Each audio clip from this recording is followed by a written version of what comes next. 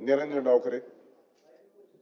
सभापती महोदय, अवैध वाळूच्या संदर्भातले जो तारांकित प्रश्न आहे याच्यामध्ये एमसँड बद्दलचं काही मंत्री महोदयांनी उत्तर दिलं, हे निश्चितपणे शासनाचं पुढचं धोरण आहे.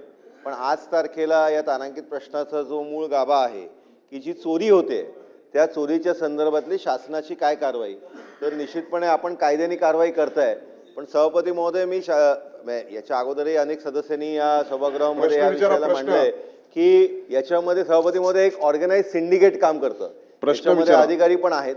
तर माझा एकच स्पेसिफिक प्रश्न आहे की टेक्नॉलॉजीचा म्हणजे जिओ मॅपिंगच्या माध्यमाने आपण याच्यावरती काही इंडिकेटर्स फिक्स करणार आहे का, की जेणेकरून त्या तिकडची वाळू कमी झाली तर आपल्याला ताबडतोबीने लक्षात येईल आणि ती जबाबदारी जर वाळू त्या तिकडची कमी झाली तर संबंधित त्या तिकडे जो अधिकारी असेल, मग तो तहसीलदार असो किंवा त्या तिकडचे जिल्हाधिकारी असो, यांच्यावरती आपण जबाबदारी निश्चित करणार का?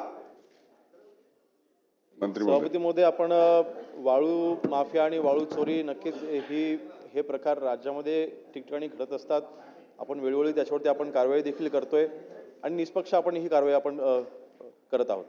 याच्यामध्ये आपण आता सध्याला आपण कल्पना आहे की आपण दक्षता पथकाची देखील आपण स्थापना केलेली आहे आणि ह्या पथकाच्या माध्यमातून वेळोवेळी जिथे जिथे अवैध वाळूची वाहतूक होते त्यांच्यावर देखील आपण कडक कारवाई आपण करतोय.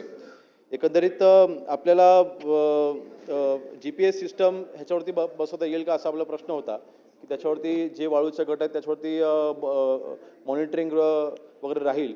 परंतु आपण दक्षता पथकांना आपण जी जबाबदारी दिलेली आहे त्यांना ऑलरेडी आपण GPS ट्रॅकिंगचे सिस्टम आपण त्यांना आपण अवलंबून आपण करून दिलेले आहेत.